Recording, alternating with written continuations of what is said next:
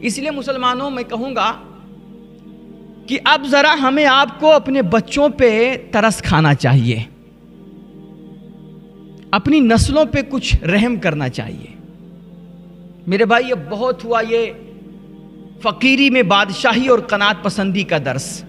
اب یہ زمانہ نہیں رہا میرے بھائی کہ ہم اپنے بچوں کو بتائیں کہ بیٹا پیر اتنا ہی پھیلاؤ جتنی بڑی چادر ہو۔ یہ ڈائلاگ پرانا ہوا۔ اب بچوں کو یہ تعلیم مت دیجئے کہ بیٹا پیر اتنا ہی پھیلاؤ جتنی بڑی چادر ہو، ورنہ اگر یہی سکھاتے رہنا کہ پیر اتنا پھیلاؤ جتنی بڑی چادر ہو تو شاید زندگی میں کبھی بھی ہمارے بچے کھل کر کے پیر نہ پھیلا سکیں گے۔ اس لیے یہ مت بتائیے کہ پیر اتنا پھیلاؤ جتنی بڑی چادر ہو، بلکہ اب اپنے بچوں کو یہ بتائیے کہ بیٹا پیر فل پھیلاؤ، خوب پھیلاؤ، اور جہاں تک پھیلا سکتے ہو پھیلاؤ، چادر چھوٹی پڑے تو نئی خرید لو۔ بچوں کو یہ بتائیے۔ ہاں یار، قناعت کا درس دیتے دیتے نا اللہ کی قسم ہماری پوری قوم آج قناعت مار کا فقیر بن چکی ہے، اور جتنی فقیری کا ہم درس دے دیے نا اب تو، اور ہمارے معاشرے میں کچھ دو چار جملے ایسے بولے جاتے ہیں اللہ کی قسم، کہتے ہیں کہ وہ جملے سنتے سنتے آج ہماری نسلوں کا ذہن یہ بن چکا ہے کہ جب تک ہم اپنے بزرگوں کو بھی لکیر کا فقیر نہ بتائیں ہماری نسل انہیں بزرگ ماننے کو بھی تیار نہیں ہے۔ ہاں نہیں مانتی ہے۔ مطلب اللہ والا کوئی پیسہ والا بھی ہوتا ہے کیا؟ ان کو تعجب ہوتا ہے۔ ہم نے اپنی نسلوں کو بارہا یہ سنایا کہ حضور غوث پاک جنگل کے پتے کھا کے زندگی گزارا کرتے تھے، گھاس پھوس کھا کر کے زندگی گزارا کرتے تھے، لیکن ہم نے اپنے بچوں کو یہ کبھی نہیں بتایا کہ بیٹا وہ جبے اتنے خوبصورت پہنتے تھے کہ دنیا اسے دیکھ کر کے اس کا ایمان خراب ہو جاتا تھا۔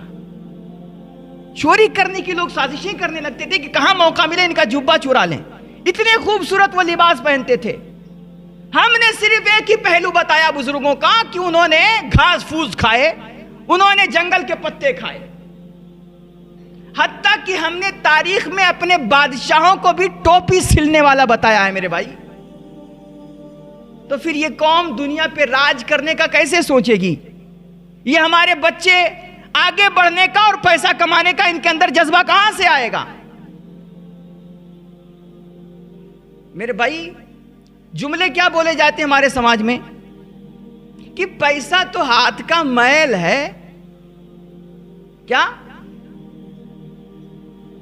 اور پیسے سے ہر مسئلہ تھوڑی نہ حل ہوتا ہے۔ کیا کہتے ہیں؟ پیسوں سے کبھی محبت نہیں خریدی جا سکتی بھائی، یہ لوگ کہتے ہیں۔ اچھا یہ جملے ہر سماج میں بولے جاتے ہیں، لیکن یہ سارے جملے جو ہیں نا اس طرح کے، اس پہ عمل صرف ہماری قوم کرتی ہے۔ کہتے ہیں پیسہ ہر مسئلے کا حل نہیں ہوتا ہے۔ ہم بھی کہتے ہیں ہاں بھائی پیسہ ہر مسئلے کا حل نہیں ہوتا ہے، لیکن اگر آپ کے پاس پیسہ ہے نا تو آپ کے ہزاروں مسئلے آٹومیٹک حل ہو جائیں گے۔ کہتے ہیں پیسوں سے محبت تھوڑی نہ خرید سکتے ہو۔ ہم بھی کہتے ہیں ہاں پیسوں سے محبت نہیں خرید سکتے، لیکن اگر آپ کے پاس پیسہ ہے، دولت ہے، بلڈنگیں ہیں، بنگلے، گاڑیاں ہیں نا بھائی، تو ہزاروں محبت آپ کو ایسے ہی ہیلو ہائی کرتی ہوئی مل جائیں گی سڑکوں پہ۔ ہے کہ نہیں یہ بچوں؟ ہاں پیسہ چاہیے، پیسہ۔ کہتے ہیں پیسہ تو ہاتھ کا میل ہوتا ہے۔ ہم نے کہا پیسہ ہاتھ کا میل نہیں ہوتا ہے، بلکہ پیسہ کمانے والے جو میلے ہاتھ ہوتے ہیں نا میرے بھائی، ان میں ہماری نسلوں کی ترقی چھپی ہوتی ہے، ان میں سماج اور سوسائٹی کی عظمت چھپی ہوتی ہے۔ اب یہاں پر بیٹھے بہت سارے لوگ سوچ رہے ہوں گے کہ لگتا ہے مولانا بھی پیسوں کے چکر میں پڑ گئے ہیں، اب یہ پیسوں کی عظمتیں بیان کر رہے ہیں۔ میں کہتا ہوں ہاں بھائی میں پیسوں کے چکر میں پڑا ہوں، ہاں میں پیسوں کے پیچھے بھاگ رہا ہوں، اور پیسہ کمانا میری زندگی کی دھن ہے، اور آپ کی بھی ہونی چاہیے۔ کیوں جانتے ہو کیوں؟ کیونکہ میرے نبی نے فرمایا کہ اوپر والا ہاتھ نیچے والے ہاتھ سے بہتر ہوتا ہے. اور جب تک آپ کے پاس پیسہ نہیں ہوگا، جب تک آپ کے پاس دولت نہیں ہوگی، جب تک آپ کے پاس یہ مال اور ثروت نہیں آئے گی، جب تک آپ کا ہاتھ کبھی اوپر والا ہاتھ نہیں ہو سکتا ہے. آپ اپنی قوم پہ، اپنے سماج پہ، اپنی فیملی اور اپنے خاندان پر بوجھ بن کر کے زندگی بھر رہو گے، اور ان کے سامنے صرف نیچے والا ہاتھ لے کر کے آپ گھومتے رہو گے. اور پیسوں کے پیچھے ہم کیوں نہ بھاگیں؟ ہمارے دین کے 5 ارکان ہیں، 5، ان میں سے 2 بڑے بڑے ارکان صرف پیسوں پر منحصر ہیں، حج اور زکوٰۃ. جب تک آپ کے پاس پیسہ نہیں ہوگا، آپ زندگی میں نہ کبھی حج کر سکتے ہیں اور نہ کبھی زکوٰۃ دے سکتے ہیں. یہ دونوں سعادتوں سے آپ زندگی بھر محروم رہو گے. پیسہ کماؤ بھائی، پیسہ حلال پیسہ کمانا چاہیے، نہیں کہ چاہے جو پیسہ ہو، چاہے جیسا ہو. ایسا نہیں، بھی ایسا بھی نہیں، ایسا بھی نہیں. صرف آپ کو حلال پیسے کمانے ہیں. اور میں نے کہا نا، حلال کمائی کے لیے، حلال پیسوں کے لیے تمہیں ریڑیاں بھی کھینچنی پڑے، فاوڑے بھی چلانے پڑے، تو تم شرم مت کرنا. تم خون پسینہ بہا کر کے اللہ کا یہ فضل تلاش کرنا اور یہ حلال کمائی اپنا حق سمجھنا.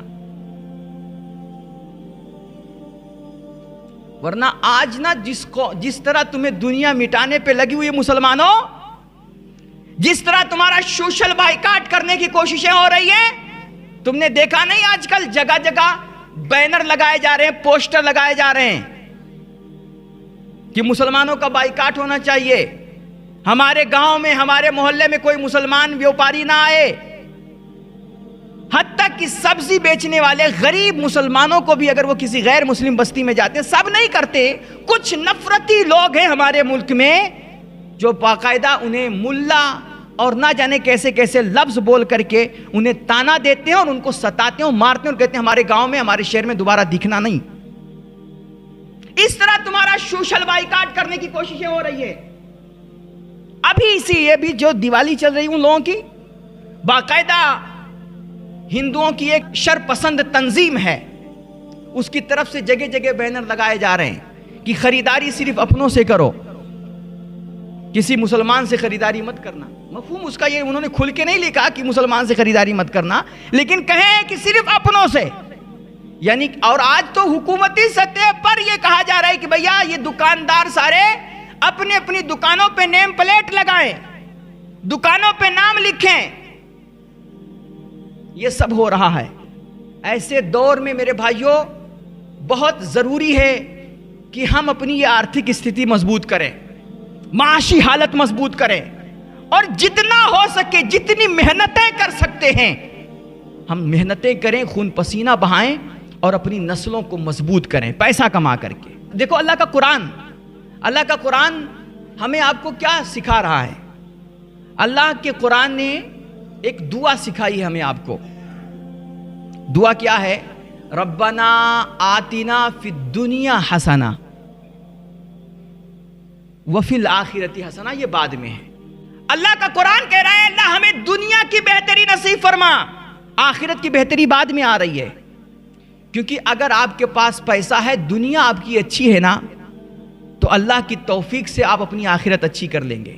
دنیا اگر آپ کے پاس اچھی ہے نا، آپ غریبوں کی مدد کر کے، یتیموں کی مدد کر کے، بیواؤں کی مدد کر کے، مسجدیں مدرسے قائم کر کے، اللہ کے بندوں کی خدمت کر کے اور اللہ کے بندوں کا سہارا بن کے، ان کو کھانا کھلا کر کے، پانی پلا کر کے، ان کی جو بھی ضرورت ہوگی آپ ان کی ضرورتیں پوری کر کے آپ اپنی آخرت سنوار سکتے ہیں. ہمارے نبی نے ہمیں جو کہا ہے صلی اللہ علیہ وآلہ وسلم کہ تم غریبوں کی مدد کرو، بھوکوں کو کھانا کھلاؤ، پیاسوں کو پانی پلاؤ اور یتیموں اور مجبوروں اور بیواؤں کا سہارا بنو. بتاؤ جب تم خود ہی پھوٹی کوڑے کی محتاج ہوگے کہ کوڑی کے، تو تم کسی کا سہارا کیسے بنو گے؟ جب خود ہی تم ان سے بھیک مانگتے رہو گے تو تم دوسروں کو کب دو گے؟ اس لیے پیسہ کماؤ، ہاں مگر اتنا ضرور کہہ رہا ہوں، جہاں تک رہی غربت کے تقدس کی بات نہ میرے بھائی، تو اللہ ایسی غریبی سے سب کو محفوظ رکھے کہ جس غریبی میں خالی پیٹ ایک روٹی دیکھ کر کے بندے کا ایمان خراب ہو جاتا ہے۔ اللہ ہم سب کو، ہمارے بچوں کو امیری نصیب فرمائے، ایسی امارت نصیب فرمائے کہ جس میں محلوں میں بیٹھ کر کے ہم اللہ کے بندوں کو اناج بانٹ رہے ہوں، غلے بانٹ رہے ہوں، کھانے بانٹ رہے ہوں، کپڑے بانٹ رہے ہوں، اگرچہ اس کے ساتھ 2-4 تصویریں لے لیں، لیکن ہمیں اللہ امارت بانٹنے والا اور کھلانے والا بنائے۔ اللہ کے نبی نے بھی فرمایا کہ مسلمانوں، اللہ سے تم فقر کبھی مت مانگنا، اللہ سے جب بھی مانگنا تو غنا اور مالداری طلب کرنا۔ اللہ سے غنا طلب کرنا، غنا مالداری طلب کرنا، کیونکہ فقیری کبھی کبھی انسان کو یہ محتاجی کفر کے دلدل میں ڈھکیل دیتی ہے۔ آج یہ جو ارتداد کا جو مسئلہ پیش آ رہا ہے نا، ارتداد کی ایک بڑی وجہ بہت سارے مسلمان اپنا دین دھرم چھوڑ کر کے دوسرے دینوں میں جا رہے ہیں، غیر مسلم بن رہے ہیں۔ اس کی ایک وجہ یہ مسلمانوں کی غریبی اور خراب استھتی بھی ہے۔ ان کے پاس بہت سارے غریب گھر ایسے ہیں، ان کے ہاں لڑکیاں ہیں، ان کے پاس اتنی دولت نہیں، اتنے پیسے نہیں کہ ان بچوں کی شادی بیاہ کا انتظام کر سکیں۔ آج کل ہم لوگوں نے یہ شادی بیاہ کو جس قدر مشکل بنایا ہے نا، جہیز کے نام پر، بیجا رسم و رواج کے نام پر، تو آج ان غریب باپوں کے پاس اتنی دولت نہیں کہ یہ سارے رسم و رواج پورے کر سکیں، جہیز دے سکیں، تو کیا کرتے ہیں؟ پھر وہ اپنی بچیوں کو ڈھیل دے دیتے ہیں، پھر ان کی بچیاں غیروں کے ساتھ تعلق بناتی ہیں اور غیروں کے ساتھ بھاگ جاتی ہیں۔ تو اس دور میں مسلمانوں کی جو اتنی خراب حالت ہے، اس کی ایک وجہ یہ ہے کہ ہماری معاشی حالت خراب ہے، مالی حالت خراب ہے۔ تو اس پہ ہمیں آپ کو غور کرنا چاہیے اور جتنا ہو سکے اللہ سے دعا مانگنی چاہیے، اور اللہ سے ہمیشہ یہ اپنی دعاؤں کا حصہ بنا لیجئے میرے بھائیوں۔ اللہ سے جب بھی دعا کریں تو یہ دعا ضرور کیا کریں کہ اللہ ہمیں دنیا کے سامنے ہاتھ پھیلانے والا نہ بنا، ہمیں تو اپنے بندوں کے کام آنے والا بنا، ہمیں بانٹنے اور کھلانے والا بنا، ہمیں تقسیم کرنے والا بنا۔ اللہ ہم سب کو ان باتوں پہ عمل کی توفیق بخشے۔